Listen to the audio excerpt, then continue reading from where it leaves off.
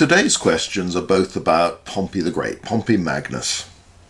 And I've linked them together because I think they're related. One is about rating Pompey as a general, and the other one is what should Pompey's strategy have been in the civil war against Julius Caesar, which of course he loses, and then goes off to Egypt and gets killed on the orders of Ptolemy XIII, Cleopatra's brother, in the hope of pleasing Caesar, but it doesn't work out that way.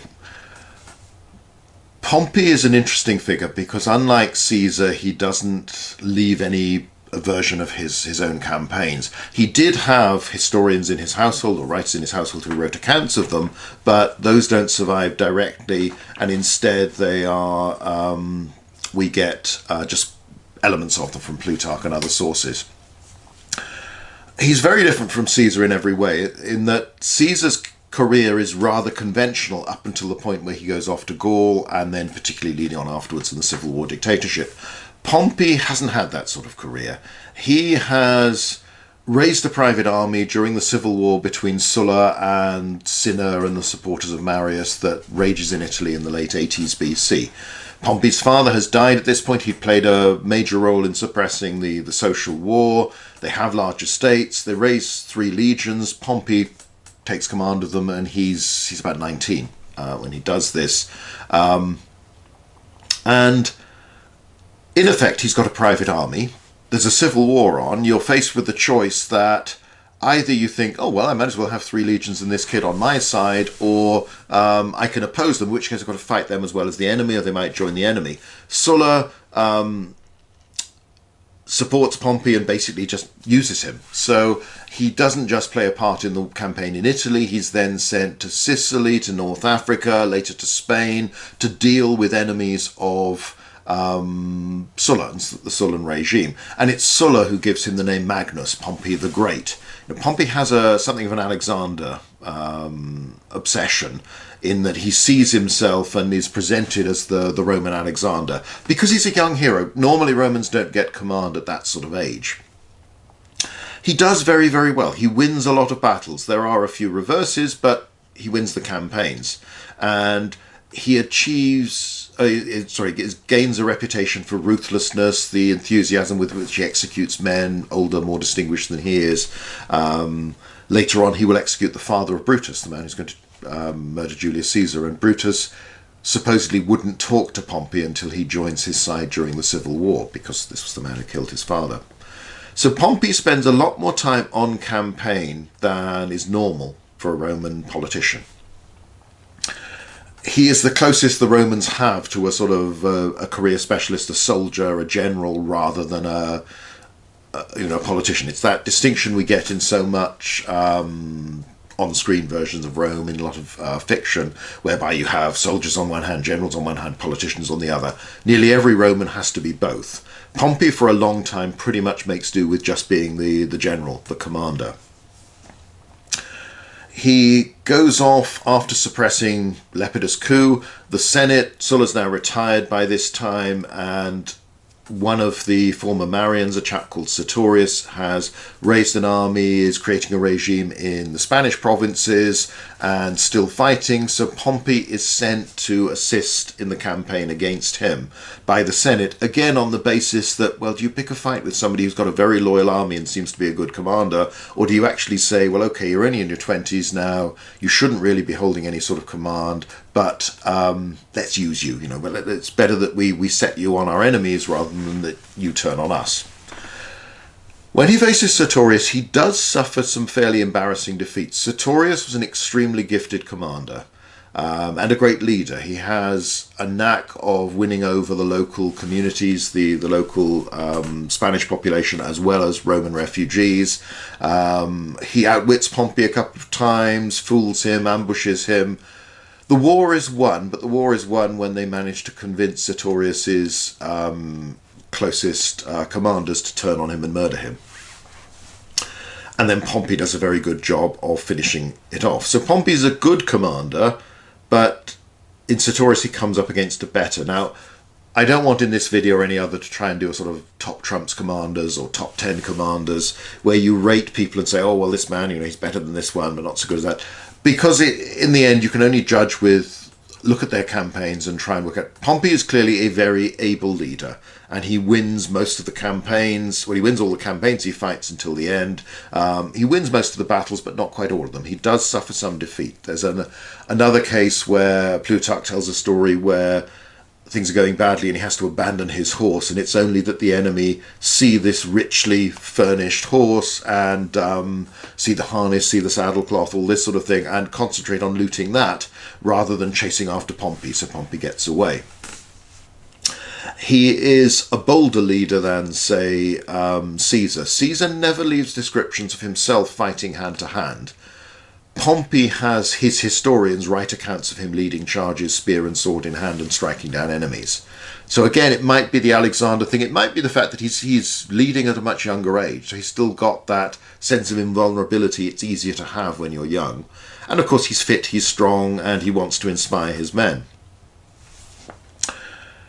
So Pompey returns to Italy in 71 BC. He runs into a remnant of Spartacus rebels and defeats those, and then reveals there's a petty side to Pompey. He tries to get the credit and take it from Crassus, who's defeated Spartacus, the credit for really finishing the war. However, at this point, this is when he formally enters politics. He'll wants to stand for election to the consulship, even though he's only 36, so he's too young at this point, but again, you're not going to argue with somebody with an army, and he's wildly popular because he has won all these victories. And Pompey does have charm. You know, he's good at winning people over. He seems to like being adored, so he responds and is good at this. So he is elected consul with Crassus as his colleague. In the course of a matter of days, he becomes not just consul, he becomes a member of the Senate. He appears at a parade for members of the equestrian order, and appears with his armor, with his horse, with his equipment as the traditional way they should, and boasts about how how many campaigns have you served? Well, I've served this one under my own command, this one under my own command, and so on and so on. It's spectacular stuff. It makes a great story. He does struggle with politics. He doesn't know about the day-to-day routine of how to get things done in the Senate. And he's supposed to have had another of his associates write him a book, a pamphlet, telling him how do you, basically a sort of politics in several easy lessons. How do you do this?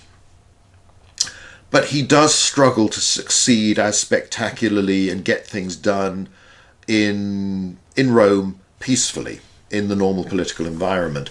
By 67, he's keen to go back to war, and he gets voted the pirate command. In 66, he gets the war against Mithridates. He takes over the command from Lucullus, who's been doing very, very well, but has annoyed a lot of people and has been in command a long time. But again, Pompey takes over the war when, to some extent, it's almost been won. He goes beyond that in that he campaigns into wider areas and wins lots of battles. He will intervene in a civil war in Judea, besiege Jerusalem, take Jerusalem, be the first person, not a priest, to go into the Holy of Holies in the temple. And you could there is perhaps the implication that from a Jewish point of view, well, that's why he never wins any battles after that. He doesn't take anything, he doesn't loot the temple, but he's nosy enough. He wants the prestige, as any Roman would, of being the first man to do something. One thing that I think those campaigns show about Pompey is that he was a superb organizer. The operation against the pirates, he's given huge resources. Now, that's great. Any general will want that. But he uses them very, very well. And this campaign has an awful lot to do with planning. You divide the Mediterranean, its coastline, up into areas, and you sweep through them, and you make sure that there's basically no escape. And then you take the strongholds of the pirates, but you allow them to surrender, and then you take the populations and settle them elsewhere on better land where they can support themselves, where A, it's harder to get to the sea and become pirates, but also they don't need to because they're actually living a more prosperous life. So he has this talent for diplomacy. He has this genius almost for organization. I mean, he is dealing, and okay, it's not just going to be Pompey. There will be other people on his staff, senior leaders, but having the ability to choose a good team is a great, great virtue, because if you can get that effective, the equivalent of a modern staff, to turn your plans into reality, then again, that's how it works in the end. The organisation of the campaign against Mithridates is again very, very impressive. And the organization of the whole region of the Eastern Mediterranean in its aftermath, a mixture of provinces, he creates one in Syria, for instance, but client kingdoms, dynasts in various places, individual cities with their different rights. It becomes a political football in the years that follow. But Pompey's system, the regime he creates, lasts for centuries in most cases. You will have traces of it. Pliny is talking about this in the early 2nd century AD in Bithynia. He's quoting rulings by Pompey. He was a great organizer, great administrator, and that's not something that every battlefield commander can do. So Pompey has talent on that side. And you see this again in the civil war against Caesar, by which time he's pushing 60. He is past it, really, by the Roman military standards. You would not expect him to be going on campaign, and probably he didn't really want to at this stage in his life. But the rivalry with Caesar and pressure from other people within the Senate, that's the route he goes down. He is unable to defend Italy because he doesn't have enough reliable troops to face off to Caesar, and he is wrong-footed by Julius Caesar. But when he goes to the east, he does marshal the resources of the Eastern Mediterranean and organize a huge army and a large fleet very, very quickly. So you have, again, a sense of someone who can look at the big picture, get things organized, get things arranged, send out the orders and find the right people to make it all happen. And wage war or make war on a very, very large scale. And these are rare gifts that not many Romans possess because they don't generally need to. Campaigns aren't generally fought on this scale. But this really leads us into the final question of what should he have done in the Civil War. The simple answer, which is a lot easier to say than I'm sure it would have been to do at the time, is not to fight it. There wasn't really a need for this. If Caesar had come back, Pompey would have had to accept him as an equal, but he's going to be around for a long time. He would still be one of the senior men in the state. And you have to, other than prestige, respect, what does Pompey want by this time in his life? Now, that's a difficult question to answer now, but it was pretty difficult then. One of Cicero's correspondents talks about how he doesn't know what Pompey's thinking in these debates that lead up to the Civil War, but they're not expecting to lead up to civil war. You can't read him. Cicero will make the same complaint. You just don't know what Pompey's thinking. He does seem to crave adoration. He does want to be number one. He does want to be famous. He does want to be loved by the people. And maybe he feels that he can't accept Caesar as an equal in that respect. But if he had to fight the Civil War, he's not prepared for it. And the probability is that he thought Caesar would back down. And that's a miscalculation. Caesar may well have thought the same thing about Pompey and his allies, but again, that's not how it works. The only well-trained, experienced troops he has in Italy are 2 legions that have recently been serving under Julius Caesar, so he doesn't feel he can rely upon them. The rest, he boasts about how he can stamp his foot and armies will spring up after the soil of Italy. They do, but they're raw recruits, and you can't put them up against Caesar's veterans. And that Caesar doesn't come in as the monster and the Sulla and the prescriptions, but starts pardoning people, wrong-foots them as well, because it does cut a lot of support from underneath them, he allows people to remain neutral, which they hadn't expected. His best army is in Spain. He's got 8 legions there, but he never gets to Spain. He goes to Macedonia, to Greece, to draw upon these resources from these. That's the plan, and the comment supposedly is, Sulla did it, why can't I? Now, whether he planned, as Sulla did, to muster a big army there and then eventually cross back to Italy and defeat Caesar in Italy, that's how Sulla had won. There is a problem. If you remain passive and you wait for Caesar to come to you, well, you can hope that things just go wrong for Caesar because he overstretches himself, he doesn't have the same resources, he can't match you in that respect, and his subordinates, people like Curio, go off and get themselves killed in North Africa. They don't, where campaigns go really well, Caesar wins where Caesar's present. He doesn't win where he sends one of his subordinates in these early days, not in the main. So maybe you hope he'll just get defeated or wear himself out. When Caesar does land in Macedonia, he's only got a relatively small force. He can only take part of his army because, you've doing what Pompey does well. You've organised, you've raised a large fleet, you're sealing off, you're blockading the coast of Italy, you're making it very hard for Caesar to get to you. So your strategy seems to be one of strangling the enemy almost, forcing them to make a mistake to wear themselves out. That makes a lot of sense. Caesar closes on Dyrrhachium, this port area in modern-day Albania, where Pompey has a lot of supplies concentrated. Caesar's getting short of food, but he comes quite close. Admittedly, this is primarily, we're going from Caesar's account, but the other sources that are later seem to reflect it as well, of blockading Pompey at Dyrrhachium as he had done Vercingetorix at Alesia. Pompey does, however, break the blockade, and Caesar is defeated, but Pompey doesn't throw everything at him at the end. He lets Caesar retreat and get away to fight another day. Caesar supposedly comments that this war would be over if the enemy had a man who knew how to win. You could say it's sort of similar to the stories about Hannibal after Cannae. You know how to win a battle, you don't know how to win a war. Now, obviously, this is Caesar, who doesn't want to paint his opponent in too good a light and wants to make it's his commentaries. He is very much the hero. But there probably is a mistake then. Pompey will then follow Caesar. Caesar will retreat. By this time, he's been joined by Antony with reinforcements. The army's got bigger, but he is still outnumbered something like 2-1 by Pompey overall. And when it comes to Pharsalus, it's something like 10-1 in cavalry. Pharsalus is fought in August 48 BC. Pompey seems to have been reluctant to fight it, and he was probably right. Again, he can control the area, he's got the larger force, his supply chain is much better organised, much more efficient. He probably would have been better to force Caesar to fight in a situation that was bad for Caesar, or break Caesar's army through lack of food. But Pompey's also being pressured. The difficulty he has is that he's got lots of loudmouthed, prestigious senators who are telling him that he's trying to prolong the war because he likes being in charge. He's being compared to Agamemnon in the Iliad and all this sort of thing. Lots of people who know best and who won't listen to you. Caesar is very much in charge. Everybody does what he orders. He doesn't have to negotiate with his senior men. Pompey does.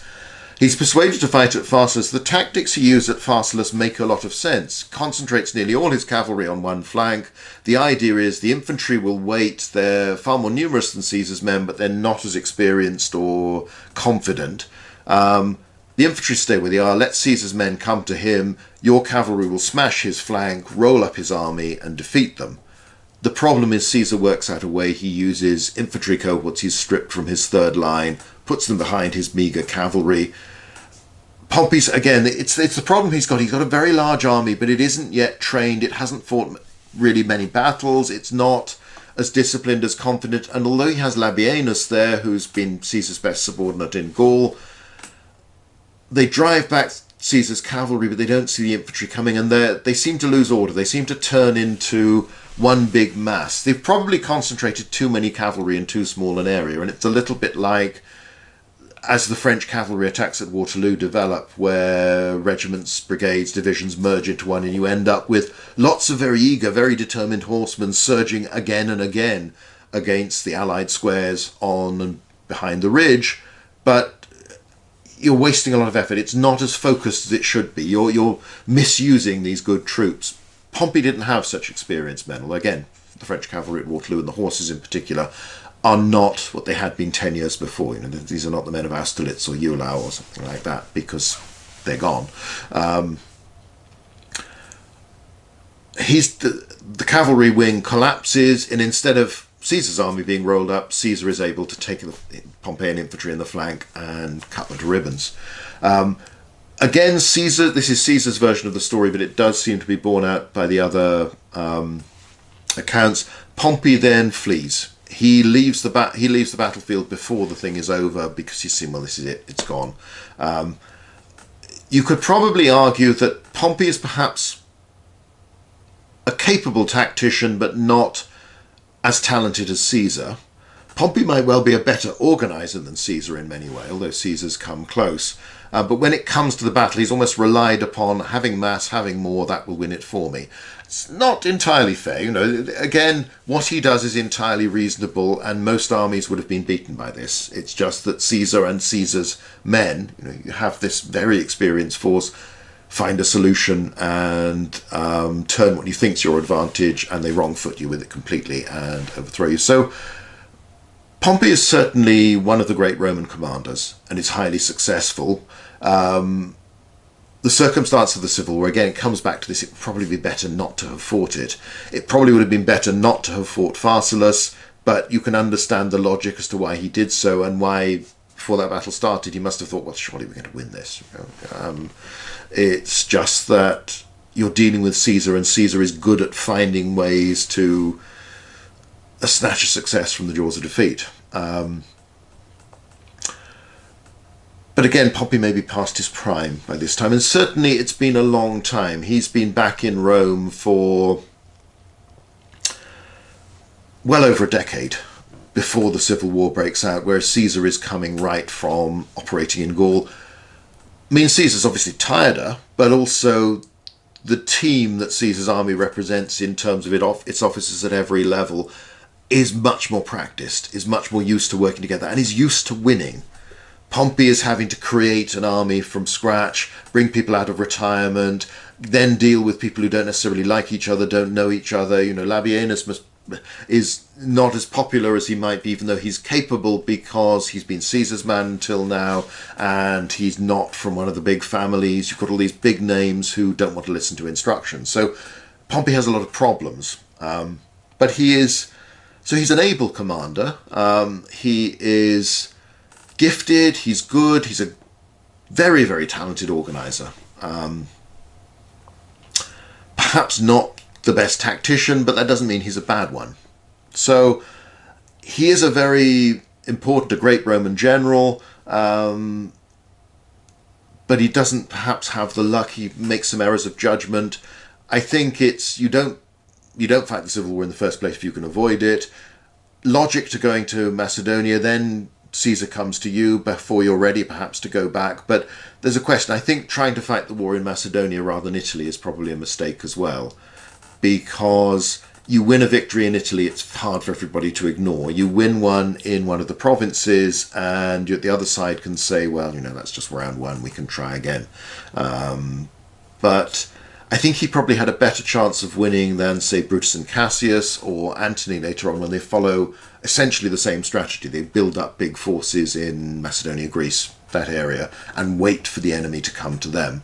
Pompey probably had a better plan. We don't know what it is because it never got to be implemented. So there's obviously stuff about this in my biography of Caesar, in particular the Antony and Cleopatra one to some extent, and there's a chapter on Pompey in his own right in the Name of Rome, and then a chapter on Pompey versus Caesar in that book as well. So if you want a longer version of my take on Pompey the General, that's the place to go. Anyway, thanks for watching. That's the question for today.